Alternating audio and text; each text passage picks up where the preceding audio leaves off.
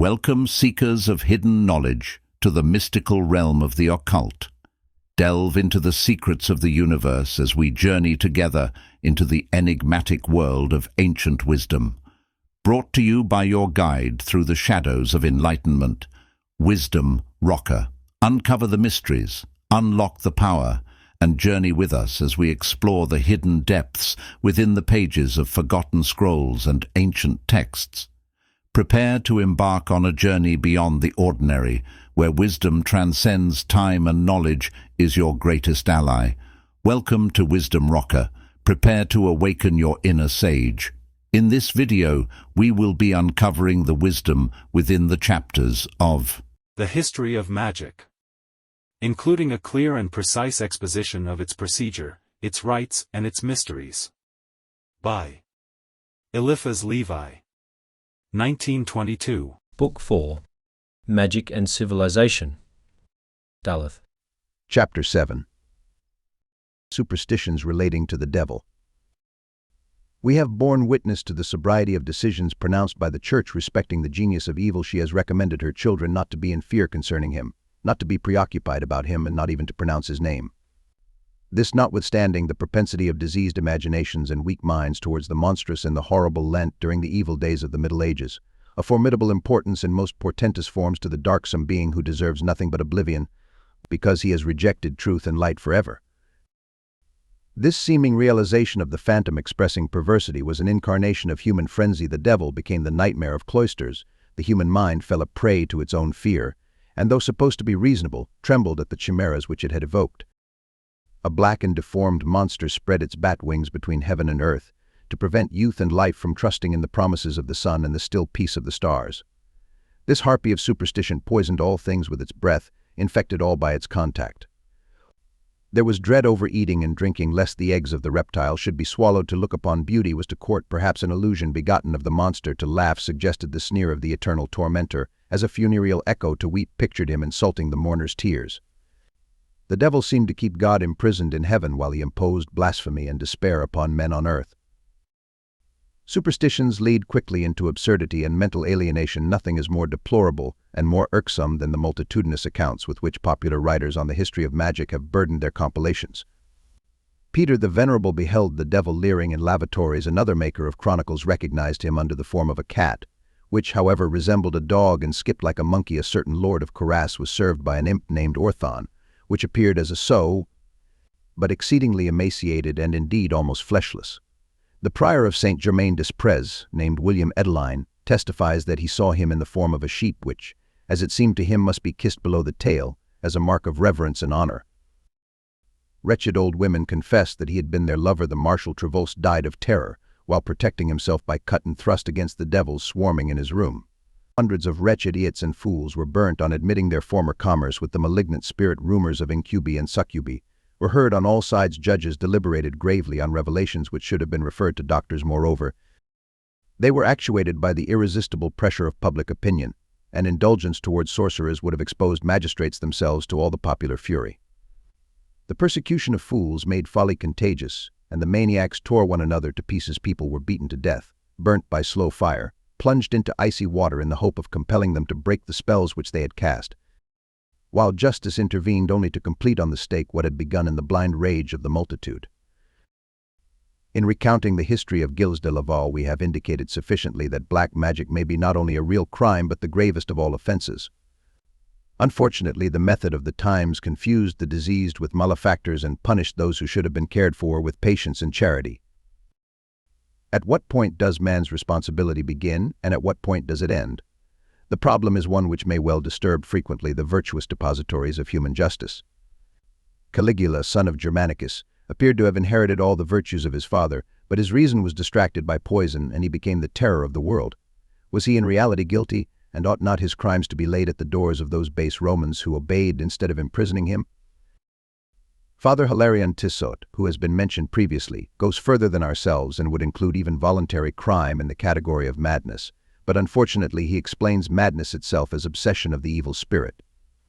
We might ask this good ecclesiastic what he would think of the father of a family who, after shutting his door on a wastrel known to be capable of every kind of evil, should give him leave to frequent, advise, abduct, and obsess his own little children.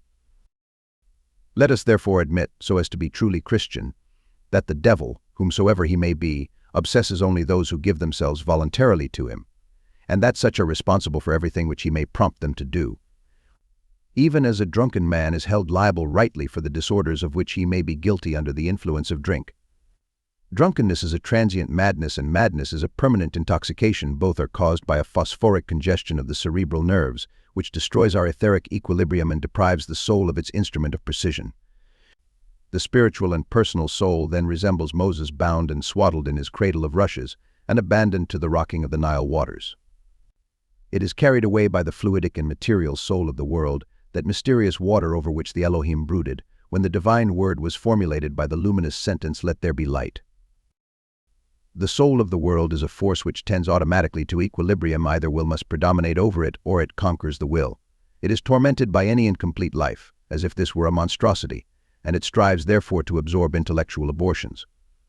Hence maniacs and hallucinated people experience an irresistible yearning for destruction, and death. Annihilation seems to them a blessing, and they would not only attain death on their own part, but would delight in witnessing that of others. They realize that life is escaping them, consciousness stings and even goads them to despair. Their very existence is a perception of death, and it is hell torment. One hears an imperious voice commanding him to kill his son in the cradle. He struggles, he weeps, he flees, but ends by taking a hatchet and slaying the child. Another, and this terrible story is a thing of recent occurrence, is driven by voices crying for hearts. He beats his parents to death, opens their breasts, tears out their hearts, and begins to devour them. Whosoever of his free will is guilty of an evil action offers by that fact an earnest to eternal destruction, and cannot foresee whither this fatal bargain will lead him. Being is substance, and life manifests by movement. Movement is perpetuated by equilibrium. Equilibrium is therefore the law of immortality. Conscience is the awareness of equilibrium, which is equity and justice. All excess, when it is not mortal, is corrected by an opposite excess. It is the eternal law of reaction, but if excess subverts all equilibrium, it is lost in the outer darkness and becomes eternal death. The soul of the earth carries with it, in the vertigo of astral movement, all which offers no resistance in virtue of the equilibrated forces of reason. Wherever an imperfect and ill-formed life manifests, this soul directs its energies to destroy it, just as vitality pours in to heal wounds. Hence the atmospheric disorders which occur in the neighborhood of certain diseased persons, hence fluidic commotions, the automatic movement of tables, levitations, stone throwing, and the visible and tangible projection of astral hands and feet by obsessed persons. It is nature at work on a cancer which it is trying to extirpate, on a wound which it seeks to close, or on some vampire whose death is desired, that it may revert to the common source of life.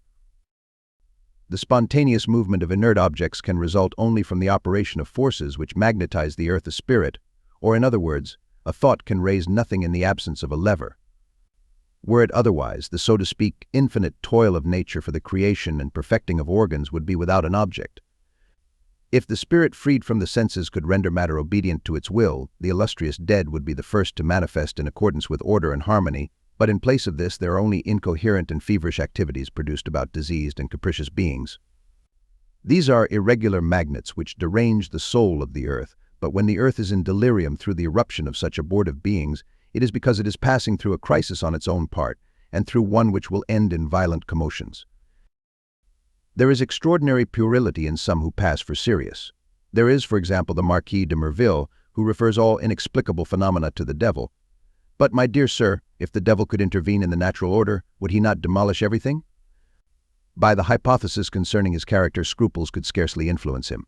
You will reply that God's power restrains, and that it does or does not is obvious, but on the first supposition the devil is rendered impotent, while on the second it is he who is master. De Merville might say further that God suffers him a little while. Does he mean just enough to deceive poor men, just enough to puzzle their heads, so wooden already as is known? In this alternative, it is no longer the devil who is master, it is rather God who is. But no, one dares not continue to go further, would be to blaspheme. We do not understand properly the harmonies of being which follow an ordered sequence, as the illustrious maniac Fourier well said. The spirit acts upon spirits by means of the word matter, receives the imprints of spirit and communicates therewith by means of a perfect organism. Harmony in forms is related to harmony in ideas, and the light is the common mediator. Light is spirit and life, it is the synthesis of colors, the accord of shadows, the harmony of forms, and its vibrations are living mathematics. But darkness and its fantastic illusions, the phosphorescent errors of slumber and words spoken in delirium, all these create nothing, realize nothing, and in a word, do not exist. Such things belong to the limbus of life, are vapors of astral intoxication and delusions of tired eyes. To follow these will-o'-the-wisps is to walk in a blind alley, to believe in their revelations is to worship death, such is nature's testimony. Incoherence and abuse are the only messages of table-turning, they are echoes of the low-life deeps of thought, absurd and anarchic dreams, words which the scum of the people make use of to express defiance. There is a book by Baron de Guldenstub, who pretends to conduct a correspondence with the other world. He has had answers, and such answers obscene sketches, despairing hieroglyphics, and the following Greek signature, Greek pneuma thanatos, which may be translated spirit of death. Such is the last word of the phenomenal revelations according to American doctrines, such as doctrine itself in separation from sacerdotal authority and in the attempt to establish it independently of hierarchic control. The reality and importance of the phenomena, the good faith of those who believe them, are in no sense denied, but we must warn all who are concerned against the dangers to which they are liable if they do not prefer the spirit of wisdom, communicated divinely and hierarchically to the Church, before all these disorderly and obscure messages, in which the fluidic soul of the earth reflects automatically the mirage of intelligence and the dreams of slumbering reason. Chapter Footnotes 1. The Marquis Eudes de Mireville wrote Des esprits et de leurs manifestations fluidiques devant la science moderne, 1858, and other large books, which were highly recommended by ecclesiastical authority of the day. He saw the intervention of Satanism everywhere in psychic and occult phenomena. Remove the personality of Satan, and Eliphas Levi says exactly the same thing. 2. The reference is to la réalité des esprits et le phénomène merveilleux de leur écriture directe. It appeared in 1857 and is a very curious collection of materials. Long after, or in 1875, the same writer published La morale universelle, which seems to be a plea for secular education.